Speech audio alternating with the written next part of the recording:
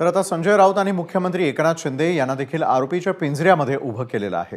लोकसभा निवडणुकीमध्ये अजित पवारांचे उमेदवार पाडण्यासाठी शिंदेंनी प्रयत्न केल्याचा थेट आरोप राऊतांनी केला। राऊतांच्या या आरोपांना एकनाथ शिंदेंनी देखील उत्तर दिलंय। पाहूयात यावरचा हा स्पेशल रिपोर्ट। दादांचे उमेदवार पाडण्यासाठी भाईंचं बजेट।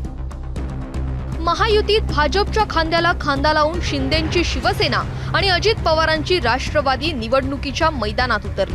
40च्या वर जागा जिंकण्याचा दावा महायुतीच्या नेत्यांकडून केला जातो, पण महायुतीतच पाडापाडीचा सामना रंगल्याचा दावा संजय राऊतांनी सामनातल्या रोखठोकमधून केलाय।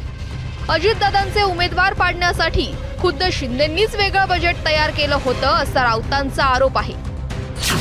त्यांनी म्हटलंय, महाराष्ट्राने मोदी शहांच्या झुंडशाहीशी झुंज दिली। दिल्लीने महाराष्ट्रातील काही बेडूक फुगवले, त्यांना नेते बनवले। ते सर्व नेते राजकीय पटलावरून नष्ट होतील। एकनाथ शिंदे यांनी पैशांचा अफाट वापर या निवडणुकीत केला। प्रत्येक मतदारसंघात त्यांनी किमान 25-30 कोटी वाटले। अजित पवारांचा उमेदवार निवडून येऊ नये यासाठी शिंदेंच्या यंत्रणेने खास प्रयत्न केले। महाराष्ट्राच्या राजकारणात आलेल्या या समृद्धीने अनेकांचे डोळे दिपले। राऊतांच्या या दाव्यांवर खुद्द मुख्यमंत्री एकनाथ शिंदे यांनी उत्तर दिलंय, तर शिंदे पाठीमागून वार करत नसल्याचं त्यांच्या नेत्यांनी सांगितलंय। अरे एवढे दिवस का लावले आरोप करायला? आता 20 तारखेला इलेक्शन झालं ना, पण 20 तारीख झाली, आत्ता जाग आली का काय?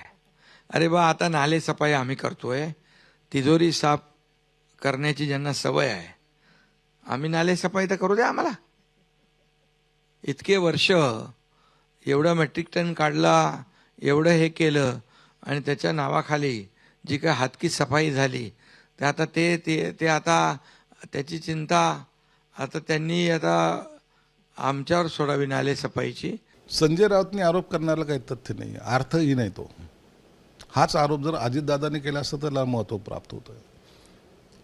अजितदादा राष्ट्रवादीचे 5 उमेदवार आहेत आणि त्या 5ही उमेदवारासाठी शिंदे साहेबांनी आपले उमेदवार समजून जे जग झोकून दिलेलं आहे त्याची कल्पना अजितदादांना आहे। शिंदे साहेब हे कधीही पाठीमागून वार करत नाहीत, जे करायचं उघडपणे। म्हणून असे बिनबुडाचे आरोप करणाऱ्यांचं आम्ही जास्त त्यांना महत्त्व सुद्धा देत नाही। लोकसभा निवडणुकीत दादांच्या वाट्याला सर्वात कमी जागा आल्या।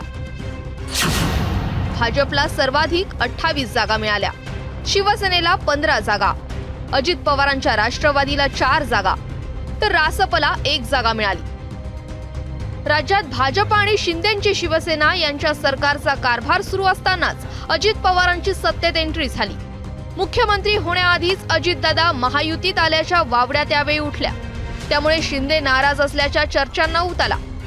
अखेर शिंदेच मुख्यमंत्रीपदी कायम राहणार असं उपमुख्यमंत्री देवेंद्र फडणवीसांनी स्पष्ट केलं। तरीही दादांची नाराजी अनेकदा दिसून येत असल्यानं महायुतीत सगळं काही आलबेल नसल्याचा आरोप केला जातो।